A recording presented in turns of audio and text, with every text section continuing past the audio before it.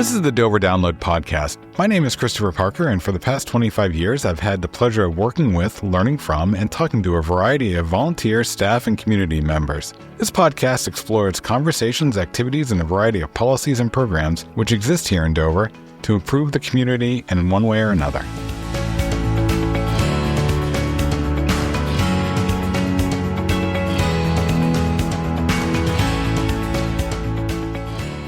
This episode, we wrap up our look at planning board members and their terms on the planning board, and we learn from Kirt Schuman about his 15 years on the planning board. Kirt served many roles between chair and vice chair, as well as heading up the land use master plan in 2007 and the community visioning chapter in 2012.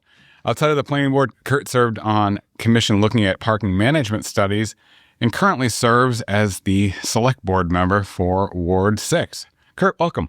Hello, Chris. Anything else the listener needs to know about Kirt Schuman and his exalted heritage here in Dover? Exalted heritage. No, I think, always finding ways to be engaged in the community when free time allows. So obviously that's kind of toggled, back and forth over the last, 2 decades, which was kind of crazy. But, as life gets busy, you kind of throttle your engagement back and forth. So you mentioned about 2 decades, and from what I could tell and what I could remember, that's pretty accurate, because you and I met professionally. We knew each other personally before, but we met professionally in about 2004 when we were both on the Main Street Design Committee. And then soon after you got on the planning board, what was your impetus for joining up like that? Yeah, it started with that Main Street Design Committee, and that was really where conversation started about what was possible, like knowing the downtown, I think, intrinsic bones that Dover has. And I think, a couple folks on that committee, yourself, Norm Fracassa, really kind of recognized like Dover was at a turning point where we could start to really, take some action, but also put some long-term strategy in place where we could start to make, downtown the asset, that it's become. And certainly that's, kind of been a long time coming. And I think, over the last 40 years, I think people have recognized the potential, and, it's kind of taken,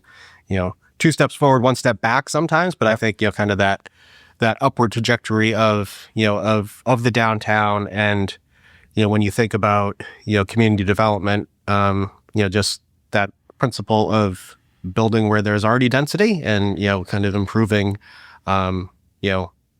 makes it more vital, but it's also a more, economical way to develop most times as well. I'm glad you brought that up, because if memory serves, and as I pass 50, sometimes I question whether memory serves, but the 2007 land use chapter of the master plan, which we probably began in 2006, it wasn't an overnight thing. I could ask my son, because I remember having to bring him to most of the Saturday meetings. That's right.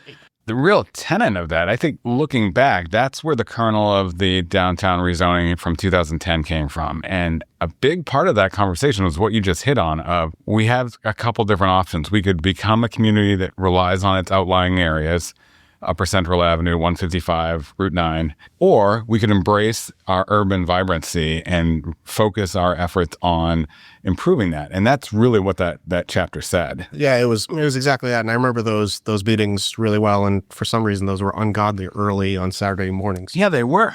But yeah, and I think, another thing that I, looking back at my time on the planning board that I'm proud of is like the level of community engagement that we got, not only at board meetings, but also at, those master planning sessions and stuff. And yeah, looking back on that dialogue, like what came out really clear was, Dover was in a position that we could really capitalize on all of the land use elements that we had, whether it be, the R40 of, people wanting to preserve, hey, I'm sitting on a, couple 1,000 square foot house on an acre plus lot, that was loud and clear from the community of that is something that people valued and appreciated. But then also, looking at the variety of housing stock in the downtown, how could we continue to make commercial opportunity in the downtown? One of the data points that I remember from that was just the percentage of rental units that Dover has, comparatively when you look around the seacoast, and, what a feeder, that is for UNH students and that type of thing. And I think it was in one of those master planning, whether the community outreach sessions or whether it was just one of the working team meetings, where somebody was talking about like, hey, you could actually like move to Dover as a UNH student. Right. and put your roots down in the community, and the type of housing that you're in could, you could evolve into, kind of the full gamut of what Dover offers for housing, whether it be a small 1-bedroom all the way to a condo to a single family dwelling, right to retirement community of 55 plus. Like, it was like, hey, we've got that entire spectrum of housing opportunity within the community. And I think you're right. I think that was sort of the genesis of that conversation getting to the planning board, of a cradle to grave type scenario. And I've used the example before. I grew up on Dover Point, moved out of my parents' house after college, moved across the street into an apartment building, and then ultimately, have raised my son here, and he is looking at some place to live other than my basement, and we'll all be happy at some point. I want to dial back just a second, though. You got on the board, and one of the things that struck me as I was pulling together who to interview for this series, which, by the way, you're the third chair that we've interviewed, George McGlaris from the 80s and Ron Cole from the 90s. But you're also the third person that overlapped, because we interviewed Ron, who was certainly the chair when you started and continued during your terms, John Schwarzenegger, who represented the 2000, and then you all overlapped. And one of the things that struck me was John, Ron, Dennis Ciotti, and Frank Torr had 10-year plus terms. You had a 15-year plus term. So you had the benefit of overlapping and creating that sort of flow of knowledge exchange and mentorship. And I'm curious, what was the board like to join? Was it an old boys club? Was it welcoming? What was it like? Yeah, it was definitely welcoming. In those early days, it was certainly listen more than speak, and learn Padawan. Yeah. The thing I appreciated about Ron as chair, and I tried to mimic a little bit of his style, is just the efficiency that he ran meetings. Those could be, you could be in that chamber for 4 or 5 hours, and, giving everyone an opportunity to speak, but also trying to move the question along, was something that I appreciated, about Ron and his tenure. Frank, just his, longevity in the community and the various angles that he, participated in the community, right. Was just, it was phenomenal to kind of have his voice on the board. Another person that, he was always among the last to speak. And when I was chair, I made sure that, Frank, if he had something to say, he would be, one of the last to speak, because I think, people respected him, and he also had a good way of, I think tying things together. Frank did an amazing job of seeing all angles of a question and making sure. He also could cut through the ball. Absolutely. So you're on the board, you're active and engaged, even when you weren't the chair or the vice chair. As I said, you were engaged with the master plan chapters. What is it like to be a planning board member? Are you hearing from residents? Are you hearing from board members? When you're going through your normal review of plans, what's your process? As I became vice chair and chair, there was definitely more of that, public outreach, in between meetings and stuff. And that's a slippery slope. People would call, and I'd be like, we're not in a public session. I'm happy to listen to you, but, I would really kind of reserve any kind of opinion or comment until we got to the meeting, which I think, tick some people off. But I'm like, hey, I've got an opinion, but I'm going to, share the opinion in the appropriate setting. And, kind of just as a regular member, definitely people knew you were on the board and would pick your brain on things. But I was definitely more in a listening mode, kind of outside of meetings. And you could definitely, kind of pick up on the pulse of, what the community was feeling on, a particular share. I don't think, I don't know. Did we really have anything super contentious? There was some rezoning stuff that, got a little hot, but I think, at the end of the day, I think people felt like, hey, maybe I didn't win, but at least my voice was heard. So I think to your point about the way Ron and yourself and Dennis, Frank, and Marcia in between, I think what you all carried forward was, if you're at the podium, you deserve respect. Might not agree with you, and you might not agree with me, but you have the right to speak, and we want you to be engaged.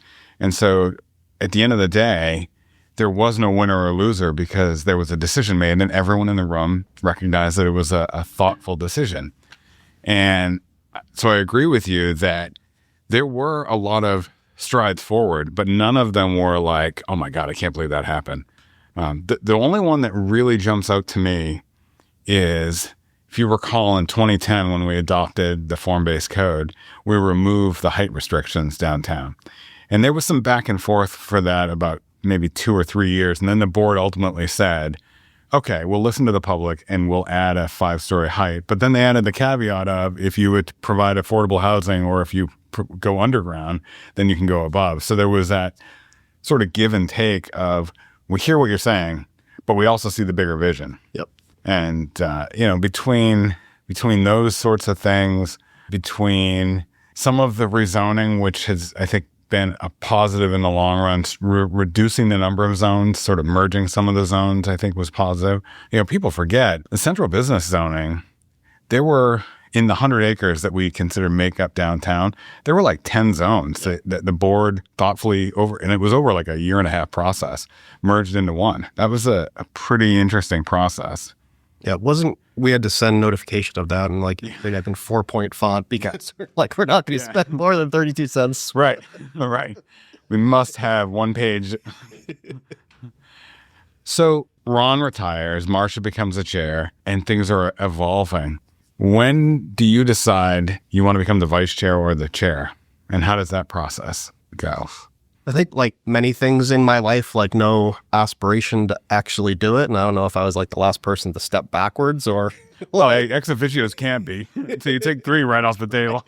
Right. Yeah. Like I've never had aspirations to like, be the chair or lead or something, but it's, King Schuman sounds good.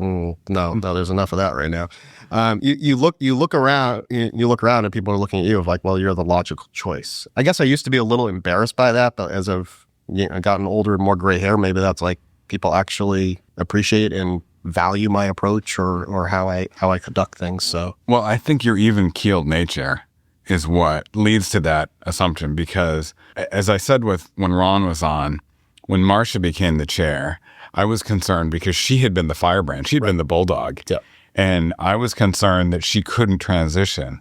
There was never any question of, could you transition? Because you were forceful. It's not like you're not assertive, but it was never in a, how dare you point of view. It was a, this is the way we need to be looking at this point of view.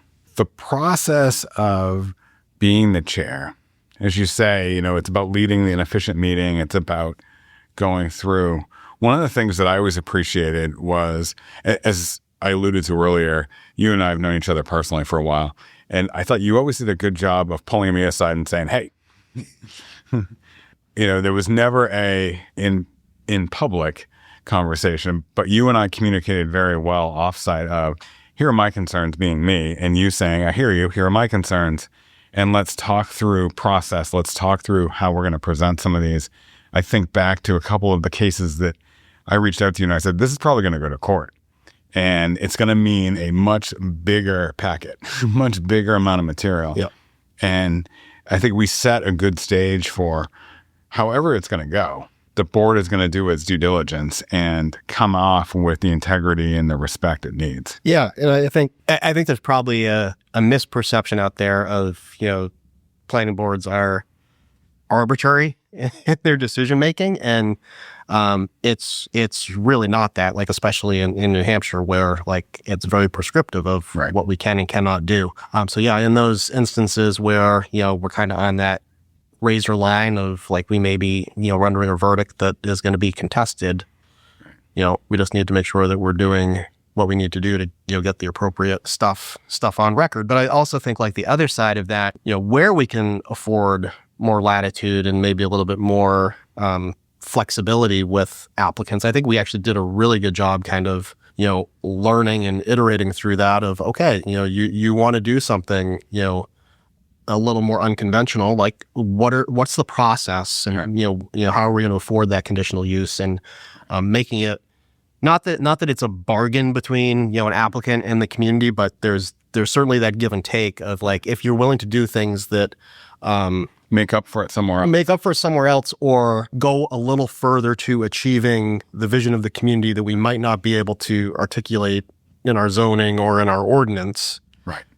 Hey, the city's willing to do something, that benefits you as a developer as well. That give and take, I think, is something, that I think it started, kind of 20 years ago, and it's evolved, in a pretty decent manner since then. And that's obviously a slippery slope when you're kind of, hey, you give the city this, you get that in return. But I think the process that was articulated and continues to be articulated is a good one. It's funny because recently I had the current zoning administrator come in and say, now what does this mean in the Central Business District, which you might recall has a line that says, if you need relief from the regulations in this section of the code, you don't go to the zoning board, you go to the planning board for a conditional use permit.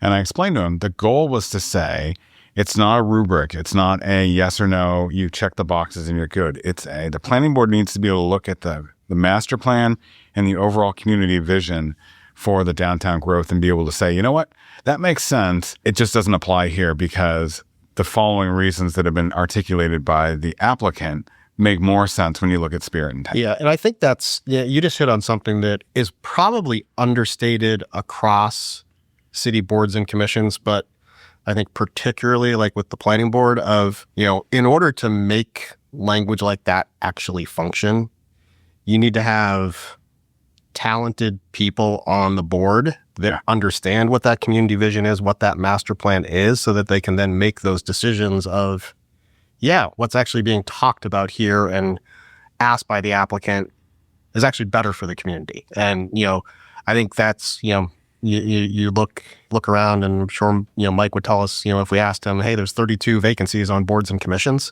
right now. I don't know what the number is, but, encourage people to if you have an area of expertise, there's probably a place for you somewhere at a city board and commission where you can add value to the community. At the same time, I would add to that from a planning board and to a lesser degree, but still relevant zoning board applicant, there is a juror standard. So you have to be impartial, which means if you come to the appointments committee and say, I hate growth and development, or I'm all about growth and development, we should remove all regs, either side is going to be problematic. Yeah.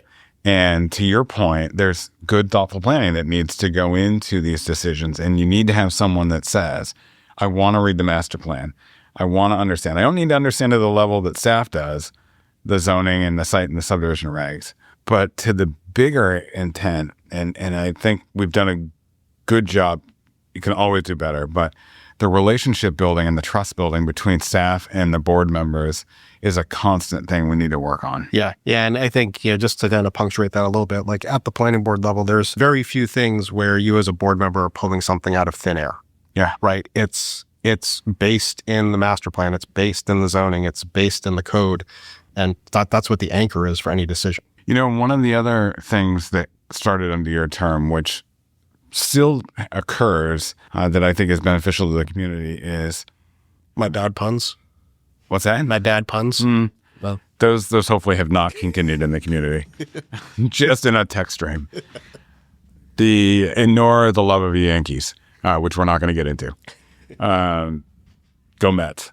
So the process of rezoning and zoning amendments. I remember when I started with the city in 97, there was some gesticulation. It was finishing the land use chapter from that year. And in 03 or 02, we did like 55 zoning amendments. And then I think early in your career, maybe 05, we did another like 40. So it was this like once every 2 to 3 year process. And then beginning in 09, we started going every year and making smaller bites that are much more approachable to the community and to the board. It doesn't take you 8 months to review the materials. You can articulate, we're going to focus on these, we're going to iteratively make these improvements. And I think that that's been a real positive. Yeah, I agree. And I think, there's definitely some things that I can point to from my tenure. I'm not going to name them, that I'm not particularly proud of how they turned out like in the real world. And I think, we adapted from that. We're like, ooh, okay. Yeah. Somebody built everything, to what the standard was, but it didn't feel like exactly right.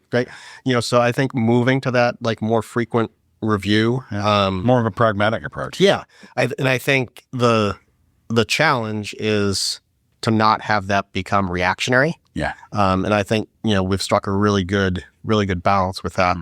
I think the other thing that, kind of as you rewound to the early aughts, as a friend of ours would say, I think I was actually involved in one of the land use chapters before I was even a board member, but I don't know whether it was, in 03 or 05, but at one point in time, I think it was actually 07, when we were doing community outreach, we identified focus groups that we wanted to talk to. And one of the focus groups we talked to was the development community. Right. And, I think that was definitely progressive of, you run the risk of, oh my gosh, you're allowing the fox in the hen house here to, but the feedback we got, was great. And, it provided, a great balance as we continued to develop that chapter. And I think, the development community, in the Seacoast, largely speaking, provides good feedback and, is practical and pragmatic about, what they need to be successful. And, right. I think you layer that in with, community vision and, what the community is telling you that they want their city to feel like. So along that lines, one of the issues that it's hard to believe was over 10 years ago, but it was our parking needs. And at the time, our parking regs were still designed for Christmas Eve and Black Friday. Yeah. On the commercial side, on the residential side, it was really like a hodgepodge. And one of the things that you did was you chaired a committee looking at our parking calcs. And we totally overhauled it. We became the first community in the state and one of maybe 3 at this point that have parking maximums, not minimums. What's interesting, we just mentioned iterative change that occurs.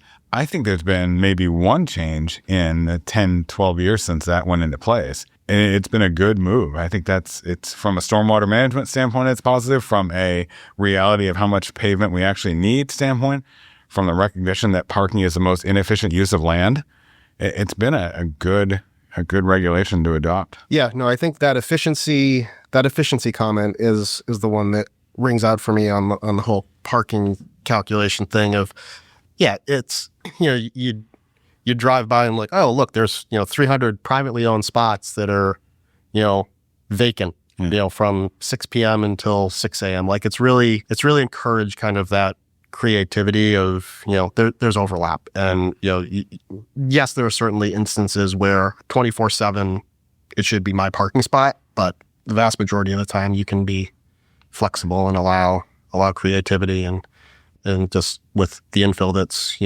shown up in the downtown in the last 10 years, I think that's a testament that, people are being creative with parking. Yeah, certainly sometimes I think it creates a pinch, but by and large, I think it's worked out. So as we wind down, you had mentioned that your engagement in the community sort of ebbs and flows as you have time. So 2019, your time was needed elsewhere. That fair statement? Yeah. I just, it came to the point of, sitting at family dinner saying, I don't want to get up and go to a meeting. And that was really the only reason I was talking to somebody this week and was like, yeah, absolutely. When the time is right, I will get more engaged. So Donna called you again. It was not Donna this time. It's crazy how word travels. Like, I heard you're coming back. I'm like, what? Knowing Gina, she'd be like, welcome. As you think through your time on the board, and as I've said, you've had other engagements with the community. What would you say to encourage a younger member of the community or someone that hasn't been engaged to get engaged? What would you tell them the benefits are, the value? It's the opportunity to wax poetic, I guess. I guess particularly in the age that we live in from a national level, right? Like, do people feel they have an opportunity to even impact trajectory of things? The easiest way is to get engaged at the local level.